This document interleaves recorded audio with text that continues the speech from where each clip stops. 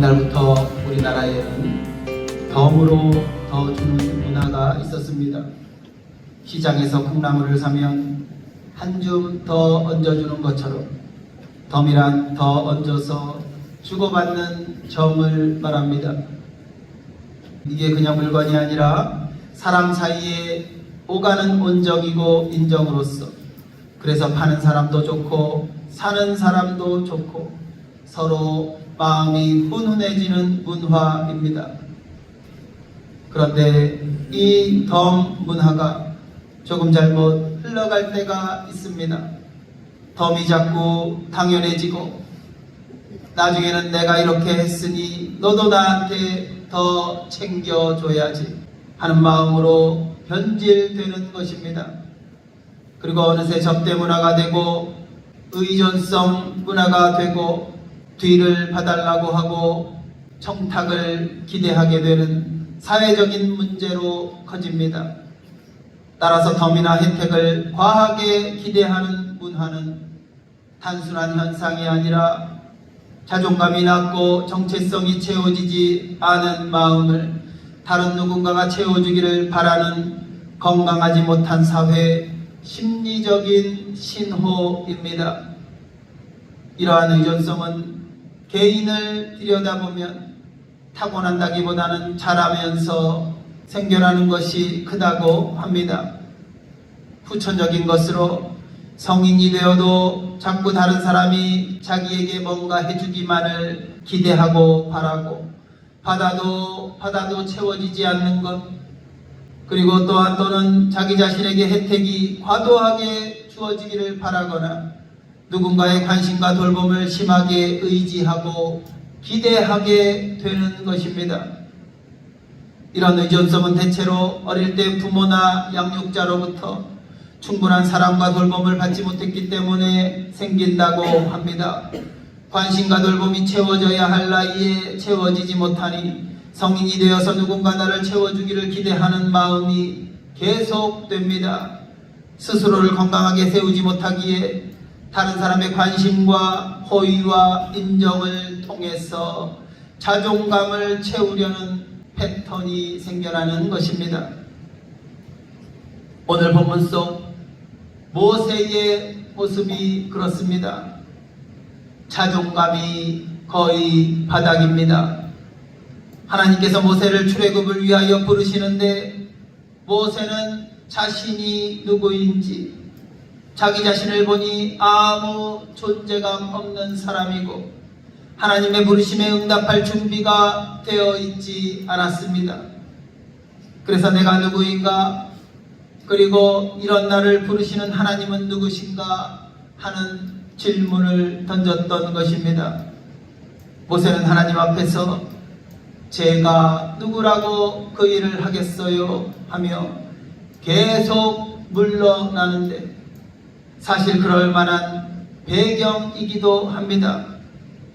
왜냐하면 사람의 시선으로 보면 모세는 어떻습니까?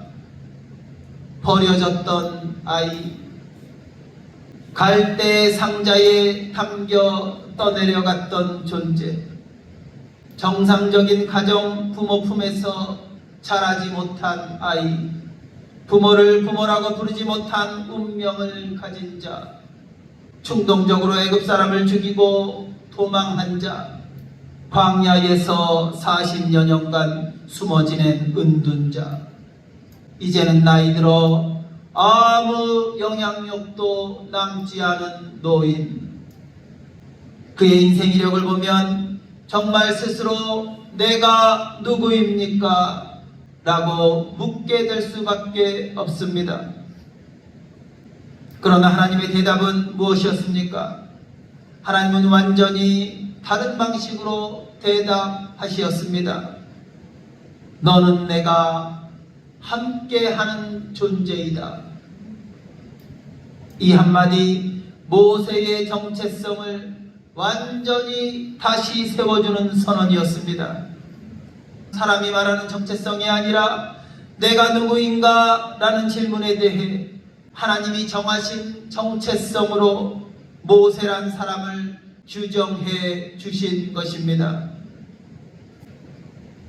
오늘 본문에서 살펴보면 모세는 이렇게 자신이 누군지를 한마디로 정해주는 하나님의 음성에도 불구하고 자기가 누군지를 확신하지 못합니다.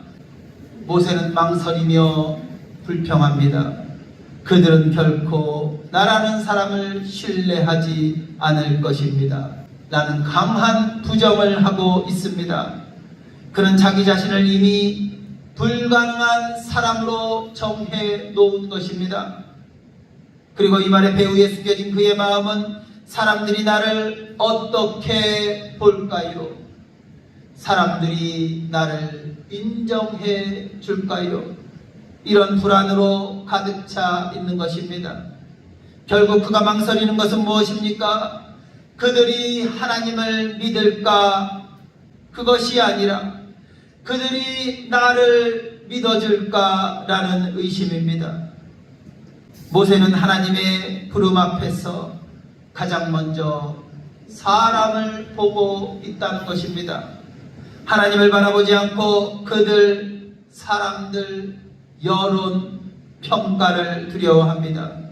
그들이 나를 믿지 않고 내 말을 듣지 않고 라고 하는 이 말의 주체는 하나님이 아니라 사람들입니다.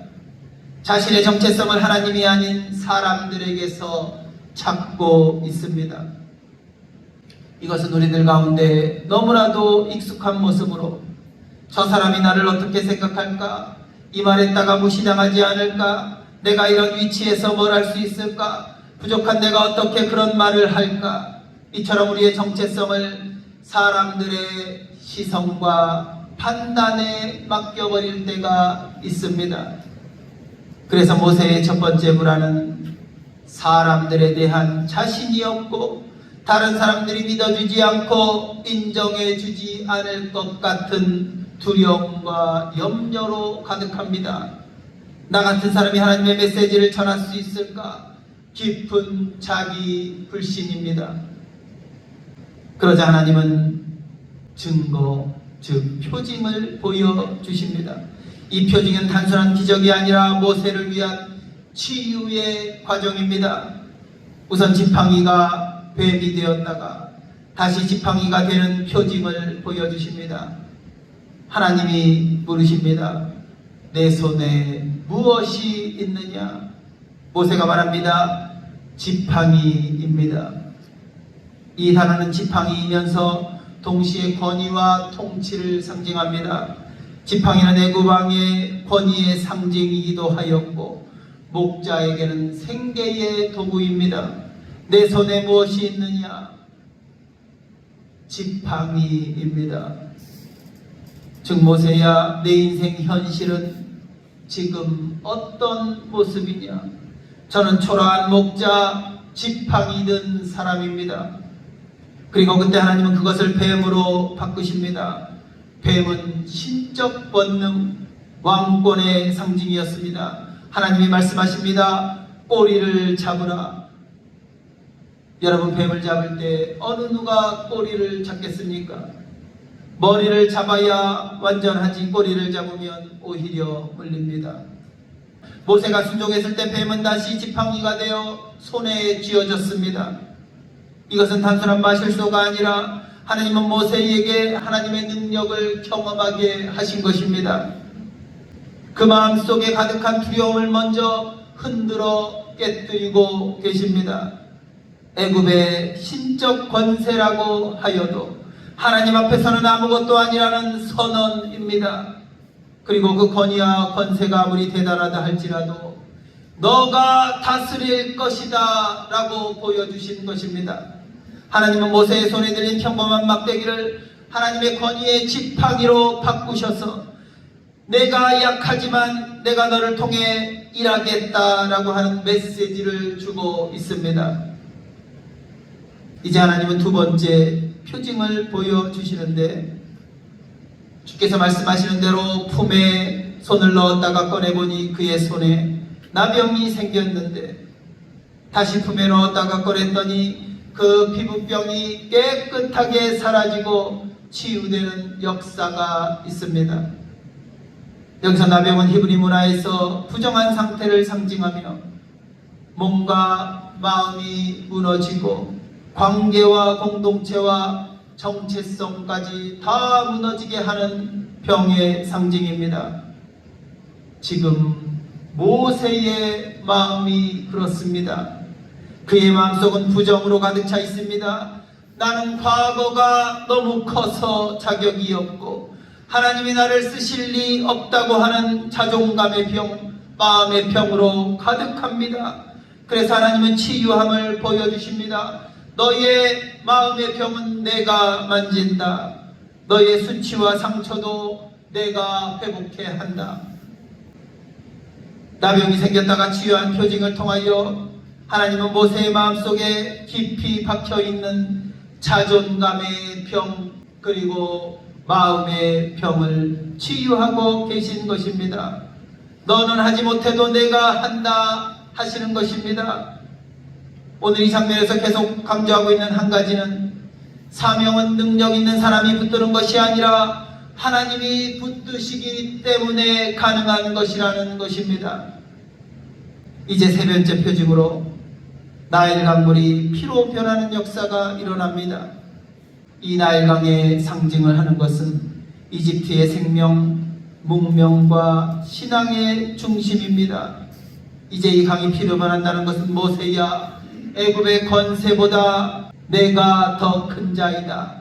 너를 두렵게 했던 세대와 세력이 나보다 크지 않다 라고 하는 능력을 보여주는 것으로 이제 하나님의 승리를 선포하는 상징으로 보여주셨습니다. 그런데 답답하게도 이런 놀라운 세 번의 표징에도 불구하고 모세가 다시 핑계를 댑니다. 나는 말이 둔합니다. 말이 서툴다는 정도가 아니라 말할 자신감을 다 잃어버렸다고 하는 것입니다.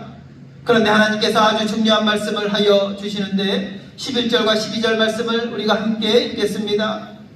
여호와께서 그에게 이르시되 누가 사람의 입을 지었느냐? 누가 말 못하는 자나 못 듣는 자나 눈 맑은 자나 맹인이 되게 하였느냐? 나 여호와가 아니냐? 이제 가라. 누가 사람의 입을 지었느냐?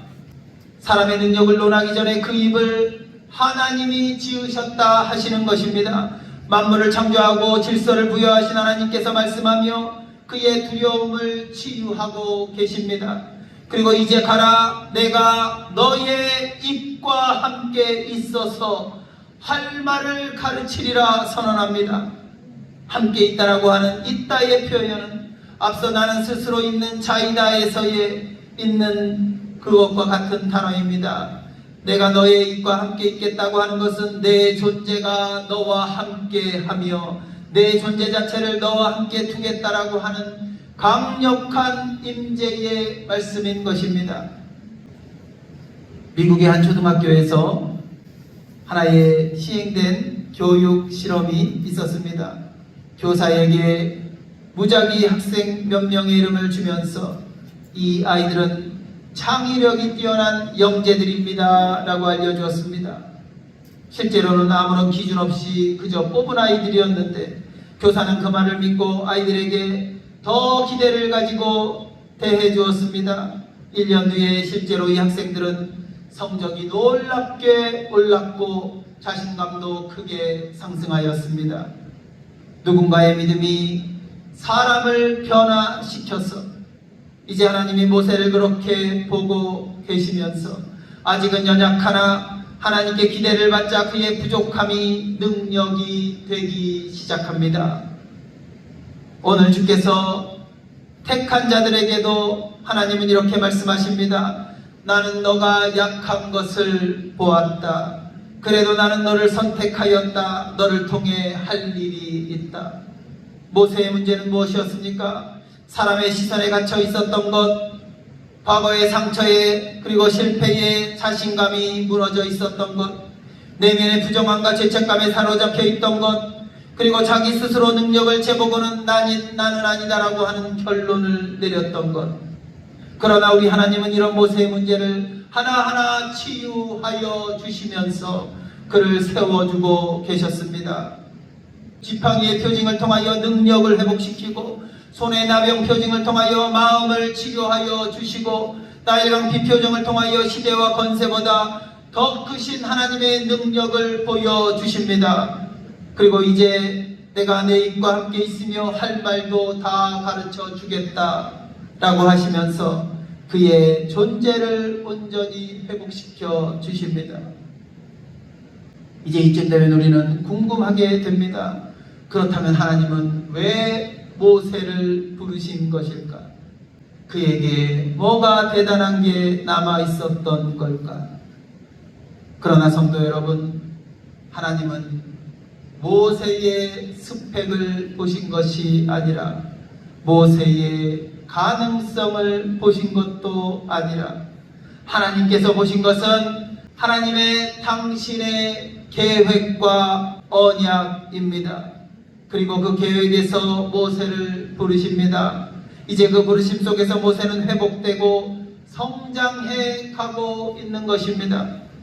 13절에서 모세가 다시 한번 오 주여 보낼 만한 자를 보내소서 다섯 번째로 회피합니다. 오늘 말씀에서 참으로 놀라운 것은 모세가 피하며 온갖 핑계를 댈 때마다 하나님의 말씀이 점점 더 많아지고 있다는 것입니다. 어떤 말씀이 많아집니까? 바로 위로와 격려와 희망의 말씀입니다. 모세야, 너의 역량의 문제가 아니라 내가 할 말을 너의 입에 넣어주며 충분히 감당할 수 있단다. 하나님은 계속하여 모세에게 용기와 희망을 불어넣어 주십니다. 이러한 치유의 과정을 지나면서 마침내 모세는 자신의 위축감과 상처, 두려움과 자존감을 넘어서게 됩니다. 자신의 정체성 문제를 넘어서고 사람에 대한 두려움을 이겨내고 하나님의 능력을 체험하고 자기 능력에 대한 열등감에서 벗어나게 되었습니다. 하나님께서 주시는 희망으로 격려와 위로를 받고 소망을 갖게 되었습니다. 오늘 모세는 부족한 자신에게 집중하지 않고 함께 하시는 하나님에게로 시선을 돌리게 되었고, 그리고 바로 그 자리에서 하나님의 역사는 시작되었습니다. 우리는 대부분 없는 것을 보고 주저앉습니다. 잃어버린 것 때문에 원망합니다.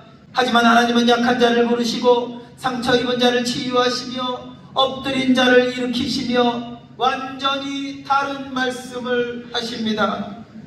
내가 가진 것이 아니라 내가 너와 함께 하느냐가 중요한 것이다. 모세를 치유하신 하나님께서 오늘 우리에게 찾아오십니다. 사람 눈치 보는 의존감, 과거 상처와 실패에서 오는 움츠려드는 자아, 자신을 믿지 못하는 열등감, 감당할 수 없다는 두려움, 이 모든 연약함을 하나님께서 말씀으로 하나하나 부수고 다시 세우시고 새로운 정체성을 심어 주십니다. 너는 내가 함께하는 존재다.